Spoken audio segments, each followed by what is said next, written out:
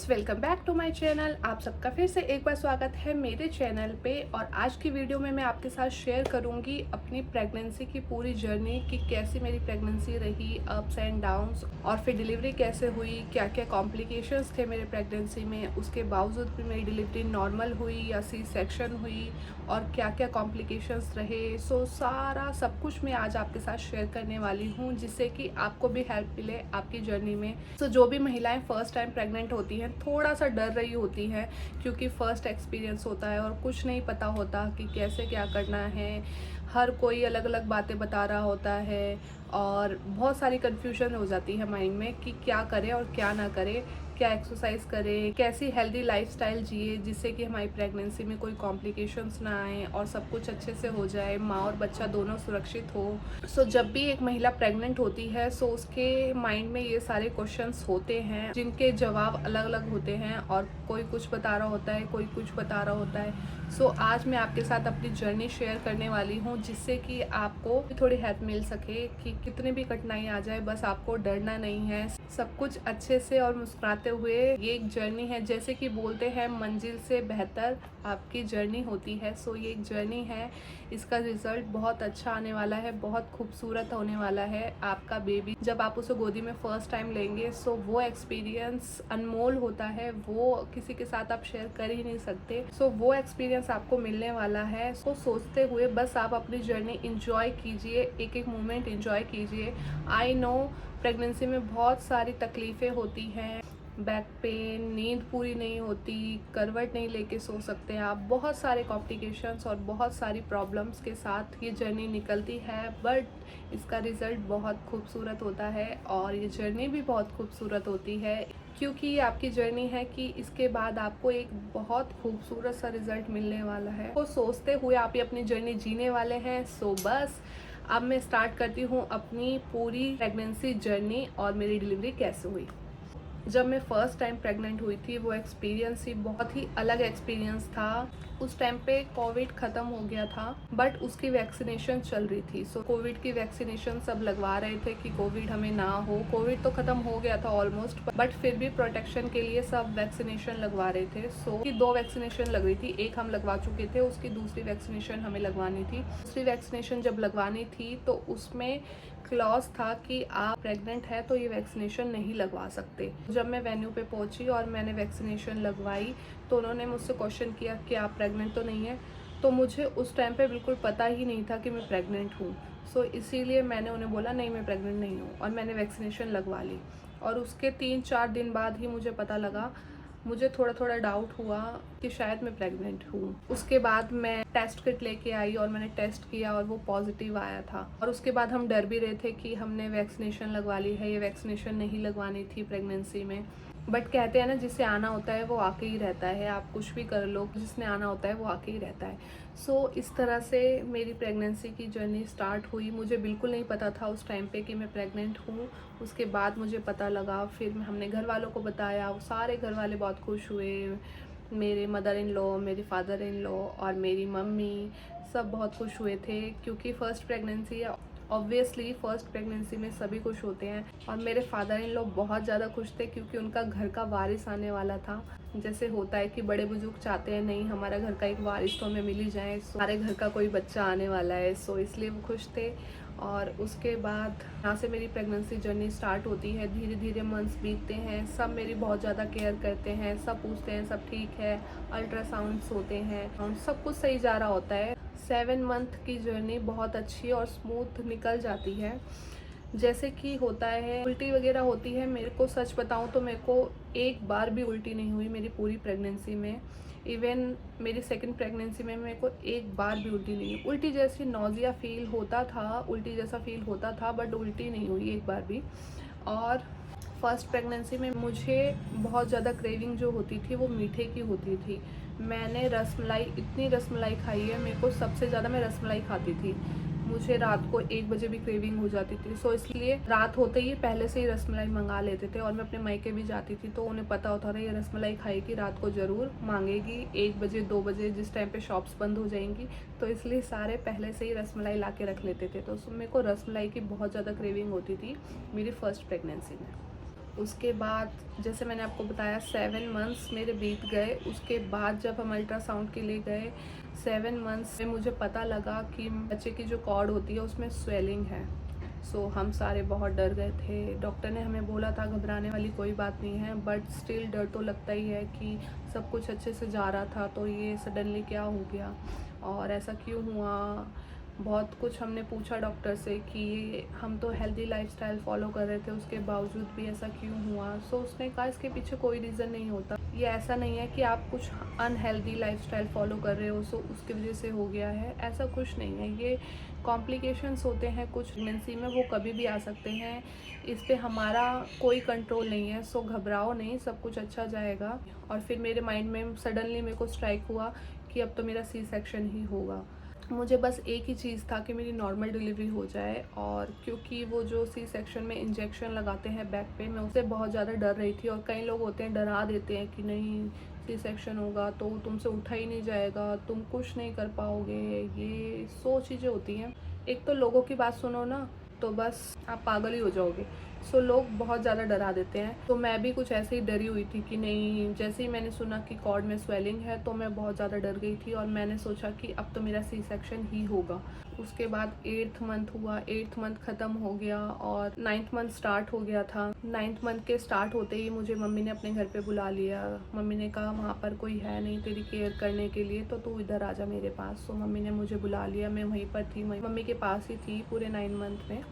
और वहाँ पे सब मम्मी मेरी बहुत ज़्यादा केयर कर रही थी, सब कुछ अच्छे से हो रहा था। फिर 9th मंथ हाफ बीत गया था और डॉक्टर ने कहा कि अब आप एक बार अल्ट्रासाउंड करा लो। सो अल्ट्रासाउंड जब हमने कराया तो उसके बाद डॉक्टर विजिट थी।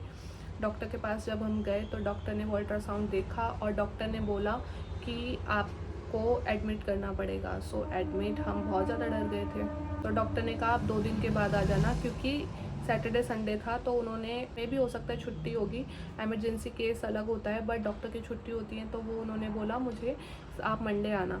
हम थोड़ा सा डर भी रहे थे कि हमें डॉक्टर ने मंडे क्यों बुलाया है। मैं तो इतना डरी हुई थी, मैंने कहा पक्का सी सेक्शन ही होगा। मैंने मन में ठान लिया था कि हाँ मेरा सी सेक्शन ही होना है। उसके बाद फिर जब रात हुई उन्होंने कहा रात में आके एडमिट हो जाना, मैं सुबह आऊँगी। तो हम मंडे रात को चले गए थे हॉस्पिटल में। सो जब हम हॉस्पिटल जा रहे थे तो हम नॉन वेजिटेरियन हैं। सो मैंने सोच ही लिया था कि सी सेक्शन होना है, तो मैंने कहा सी सेक्शन होना है तो उसके बाद मैं कुछ खा पी भी नहीं पाऊँगी, क्योंकि ऑयल वगैरह और ये सब घी भी सब मना करते हैं कुछ टाइम के लिए। सो मैंने कहा मैं कुछ खा नहीं पाऊँगी तो मैं अपनी मन की चीज़ें पहले खा लेती हूँ। तो हम नॉन वेजिटेरियन हैं तो हम चंगेज़ी चिकन खाने गए थे। तो चंगेज़ी चिकन, खमीरी रोटी ये सब खा के उसके बाद फिर मैंने कहा अब मैं मीठा भी खाऊंगी। फिर करोल बाग में फ़ेमस एक कुल्फ़ी फ़लूदा वाला है तो वहाँ पे मैंने जाके फिर कुल्फ़ी फ़लूदा खाया, जो कि हॉस्पिटल के पास ही है। हॉस्पिटल भी मेरा वहीं पे था। उसके बाद हम हॉस्पिटल मतलब खा पी के फिट हो के फिर हम हॉस्पिटल गए और मैंने बहुत सारी पिक्चर्स भी क्लिक कराई है, मैं यहाँ पे ऐड करूँगी जब मैं कुल्फ़ी फ़लूदा खा रही थी। तो उसके बाद हम हॉस्पिटल गए और हॉस्पिटल गए, मम्मी भी थी मेरे साथ, मेरे हस्बैंड थे, मम्मी थी, हम सारे गए। और उसके बाद हॉस्पिटल में एडमिशन के लिए काफ़ी टाइम लग गया। मैं बैठे बैठे और डरे जा रही थी कि अब क्या होगा कब डॉक्टर आएगी ये सब। उसके बाद जब हम हॉस्पिटल पहुँचे और एडमिशन में काफ़ी टाइम लग गया था, वेट करते करते करते एडमिशन फॉर्म भरो, ये भरो, यहाँ पे जाओ, इस काउंटर पे जाओ। सो बहुत सारी भागा दौड़ी हो गई थी। मैं तो आराम से बैठी हुई थी बट फिर भी बस मैं अंदर से डरी हुई थी कि मेरा तो सी सेक्शन होना है पक्का, कल मेरा सी सेक्शन हो जाएगा। उसके बाद एडमिशन हो गया और जैसे कि बोला था सुबह डॉक्टर आएगी। सो नेक्स्ट डे सुबह मॉर्निंग में 7 बजे डॉक्टर आ गई थी बट 7 बजे से पहले रात में जब मेरा एडमिशन होते होते 2-3 बज गए थे। सो 2-3 बजे जब मेरा एडमिशन हुआ था, हम 10 बजे करीब गए थे रात के और 2-3 बज गए थे एडमिशन होते होते। सो इतना टाइम लग जाता है एडमिशन में। उसके बाद उन्होंने मेरे सारे टेस्ट किए, मतलब हॉस्पिटल में सबसे पहले नर्स वगैरह जो भी थी उन्होंने सारे टेस्ट किए, बीपी, शुगर, थायराइड, ये सारे टेस्ट वगैरह वो करते हैं और बच्चे की हार्ट बीट वगैरह चेक करते हैं, सब कुछ ठीक है, नॉर्मल है। और उसके बाद मॉर्निंग में जब डॉक्टर आई, रिपोर्ट्स आनी थी दोपहर तक जब रिपोर्ट्स आई उसने रिपोर्ट्स वगैरह देखा और सब कुछ। उसके बाद मेरे को खाना नॉर्मल दे रहे थे और मुझे आर्टिफिशियल पेन देना स्टार्ट कर दिया था। आर्टिफिशियल पेन मेरे को दे रहे थे और उस टाइम पे मेरे को पेन्स नहीं आ रहे थे। फिर रात होते होते मेरे पेन्स स्टार्ट हो गए थे, बट एक्चुअल वाले पेन्स नहीं थे, मतलब धीरे धीरे पेन्स आ रहे थे। वो वीडियो भी अगर मेरे पास हुई तो मैं यहाँ इंसर्ट कर दूँगी, आप चाहे देखिएगा। मतलब रुक रुक के पेन आ रहे थे, थोड़े पेन्स आ रहे थे, फिर बंद हो जाते थे, फिर थोड़े। और वो वाले पेन्स जो थे वो बियर कर सकते थे, ऐसे पेन्स थे। जो लेबर पेन होते हैं वो तो बहुत ही ख़तरनाक होते हैं, वो पेन्स नहीं थे। सो वो धीरे धीरे पेन्स आ रहे थे। तो नर्स आ रही थी, पूछ रही थी बार बार पेन्स आ रहे हैं। मैंने उन्हें बताया हाँ पेन्स आ रहे हैं। फिर उन्होंने मुझे कहा टाइम नोट करो कि कितने कितने गैप के बाद पेन्स आ रहे हैं। मैं और मेरे हस्बैंड टाइम नोट करने लग गए। फिर हम टाइम नोट कर रहे थे कि इतने टाइम पे आ रहे हैं, अब इतने टाइम पे आ रहे हैं। सो काफ़ी गैप गैप पे आ रहे थे। तो डॉक्टर ने बोला काफ़ी गैप पे आ रहे हैं। उसके बाद फिर मॉर्निंग में मुझे ब्रेकफास्ट वगैरह मिला और उसके बाद मेरे को बिल्कुल लिक्विड डाइट पे रख दिया। मैं बहुत ज़्यादा डर गई थी। डॉक्टर्स बार बार आ रहे थे और चेक कर रहे थे यूट्रस का मुंह कितना खुला है कितना नहीं खुला। सो ये चेक कर रहे थे। और उसके बाद जब लिक्विड डाइट पे रख दिया तो मैं तो और ज़्यादा डर गई थी। मुझे ये हो गया था कि नहीं अब तो पक्का भाई अब सी सेक्शन करने वाले हैं, क्योंकि लिक्विड डाइट पे तभी रखते हैं जब आपका सी सेक्शन होने वाला होता है। तो ये सब देख के मैं डर गई थी। और उसके बाद एक रात निकल गई और मैंने कुछ भी नहीं खाया था, सिर्फ लिक्विड पिला रहे थे मेरे को, थोड़ा बहुत नारियल पानी, कभी कुछ तो हल्का फुल्का सिर्फ लिक्विड पे रख रहे थे। भूख भी लग रही थी बट क्या करें, लिक्विड डाइट पे रखा हुआ था। और सुबह करीब 7-8 बजे मेरे लेबर्स पेन स्टार्ट हो गए थे। भाई साहब लेबर पेन इतने गंदे थे और मेरे को बिल्कुल एक्सपीरियंस नहीं था लेबर पेन कैसे होते हैं क्या होते हैं। इधर मेरी मम्मी थी, हाथ पकड़ा हुआ है मैंने मम्मी का, क्योंकि डॉक्टर जेंट्स को बाहर भेज देते हैं। सो मेरे हस्बैंड बाहर चले गए थे। सो एक तरफ मेरी मम्मी ने हाथ पकड़ा हुआ था और एक तरफ मेरी मम्मी के हॉस्पिटल में एक जानने वाले हैं मम्मी के, सो वो थी मेरे साथ। उन्होंने भी काफ़ी हेल्प की, उन्होंने भी मेरा हाथ पकड़ा हुआ था। एक तरफ से मम्मी ने हाथ पकड़ा हुआ है, एक तरफ से उन्होंने पकड़ा हुआ है। मुझे बोल रहे हैं कुछ नहीं होगा कुछ नहीं होगा, हिम्मत रख हिम्मत रख। और मैं पूरा हाल हो गया था मेरा, या मुझे कुछ दिख ही नहीं रहा था आंखों के आगे। मैं पागल हो गई थी। लाइक इतने गंदे होते हैं लेबर पेन्स। वो स्टार्ट हो गए थे 7 बजे से, सुबह मॉर्निंग के 7 बजे से स्टार्ट हो गए थे। और स्टार्ट होते होते होते बहुत ज़्यादा गंदे लेबर पेन। उसके बाद वो जब लेबर पेन स्टार्ट हो जाते हैं तो फिर डॉक्टर आती है, यूट्रस का मुंह कितना खुला था अगेन वो चेक करके गई थी। उसके बाद उन्होंने कहा अभी यूट्रस का साइज़ थोड़ा सा ही खुला है। तो मैं ऑर्डर गई, लेबर पेन इतने चल रहे हैं और यूट्रस का मुंह खुला ही नहीं है, अब क्या होगा। और मेरे पेन्स चल रहे हैं। फिर उसके बाद उन्होंने एक ड्रिप चढ़ा दी थी। उसके बाद मेरे पेन्स और बढ़ गए, मैं बियर ही नहीं कर पा रही थी, इतने गंदे पेन्स थे, बहुत ज़्यादा पेन्स थे। उसके बाद चलते चलते पेन्स मेरी हालत ख़राब हो गई थी। 12 बजे तक तो मैं पागल हो गई थी। मैंने कहा मम्मी कब तक होगी डिलीवरी हो रही है तो करवाओ, अदरवाइज़ मेरे तो सी सेक्शन करवा दो। मैंने इतना भी बोल दिया था। बट मम्मी और वो दी ने मुझको बोला नहीं हिम्मत रखो सब कुछ होगा। उन दी का भी सी सेक्शन हुआ था। सो पर वो भी मुझे हिम्मत दे रही थी कि नहीं हिम्मत रख सब कुछ ठीक होगा। और उन्होंने भगवान के भजन चला दिए थे और मेरे सिराने पे रख दिए थे, बोला था इससे भी हेल्प मिलेगी तुझे। सो वो मैं सुने जा रही थी और लेबर्स पेन चल रहे थे। उसके बाद डॉक्टर ने आई और डॉक्टर ने कहा अगर 2 बजे तक यूट्रस का मुंह ओपन हुआ तो ठीक है, वरना मैं उठा के ले जाऊँगी और सी सेक्शन कर दूँगी। जब डॉक्टर ने ये बोला था तब डॉक्टर ने मेरा वाटर बैग भी हाथ से ही लीक कर दिया था और बोला था मैं वाटर बैग भी लीक कर चुकी हूँ, ज़्यादा देर रख भी नहीं सकते विदाउट वाटर। सो उन्होंने बोला कि अब मैं लीक कर चुकी हूँ और 2 बजे तक हुआ सब कुछ ठीक है, अदरवाइज़ मैं ऑपरेशन कर दूँगी, सीधा सीधा उन्होंने बोल दिया था। फिर मैं और ज़्यादा डरी हुई थी। मम्मी ने मुझे बोला नहीं थोड़ी हिम्मत रख, देख तूने इतने देर 7 बजे से 12 बजे तक तूने पेन सहे हैं, 5 घंटे हो गए हैं, 5 घंटे से तू पेन सह रही है, तो बस थोड़ा सा इंतज़ार और कर ले, थोड़ा सा और देख ले, क्या पता नॉर्मल डिलीवरी हो जाए। सो बस यही सोच के मैंने थोड़ी सी और हिम्मत दिखाई और मम्मी ने मुझे थोड़ा सा हौसला दिया, दी ने भी मुझे थोड़ा सा हौसला दिया। सो मैंने दोनों की बातें सुन के मैंने थोड़ा सा और हौसला दिखाया और मैंने कहा नहीं ठीक है मैं लेबर पेन सहूँगी। लेबर पेन ऐसे नहीं आते कि 5 घंटे तक नॉर्मल कंटिन्यूसली चलते रहते हैं, ऐसा नहीं होता। 5 मिनट के लिए अगर आपके लेबर पेन चल रहे हैं तो फिर और 5 मिनट आप ठीक हो। तो ऐसे रुक रुक के आते हैं। 5 मिनट में ये जो बता रही हूँ, सबके 5 मिनट नहीं होते, सबके अलग अलग होते हैं। सो इस तरह से मैं बस एक ड्यूरेशन बता रही हूँ। एक ड्यूरेशन के लिए आते हैं लेबर पेन्स, उसके बाद कुछ ड्यूरेशन के लिए रुक जाता है और पेन्स बंद हो जाते हैं। तो फर्स्ट डिलीवरी जब थी तो मुझे इतना एक्सपीरियंस नहीं था, इतना नहीं पता था कि क्या करना है, कैसे करना है।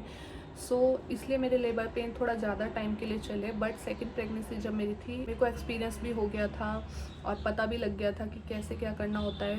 इसलिए उस टाइम पे लेबर पेन ज़्यादा लंबे नहीं चले थे। उस टाइम पे मेरी जल्दी डिलीवरी हो गई थी। करना क्या होता है वो मैं आपको बताऊं। ये मेन पॉइंट है जो आपके भी काम आएगा अगर आपके लेबर पेन स्टार्ट हो गए हैं, एक्चुअल वाले लेबर पेन। तो उसमें आपको क्या करना होता है, जब आपके लेबर पेन चल रहे होते हैं उस टाइम पे आपको अपनी तरफ से पुश करना होता है, ठीक है।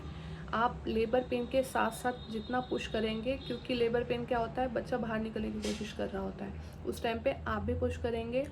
डिलीवरी में आसानी मिलेगी और डिलीवरी जल्दी हो जाएगी। जब लेबर पेन बंद हो जाएंगे तब आपको नहीं करना है पुश। फिर अगेन जब लेबर पेन स्टार्ट होंगे तब आपको अगेन पुश करना है, और फिर जब लेबर पेन बंद हो जाएंगे अगेन आपको पुश नहीं करना है। ये टेक्निक है, जब भी आपके लेबर पेन स्टार्ट होते हैं आपको पुश करना है।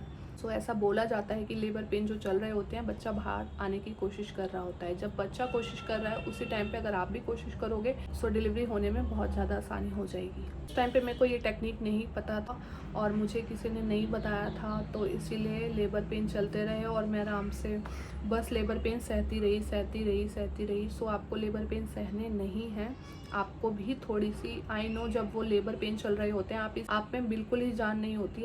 मतलब जैसे कि कहते हैं ना, शरीर की 207 हड्डियाँ टूटे, इतना दर्द होता है। इतना दर्द हो रहा होता है तो आपका दिमाग और कुछ काम नहीं कर रहा होता, आपको कुछ समझ नहीं आता कि क्या करूं, कैसे करूं।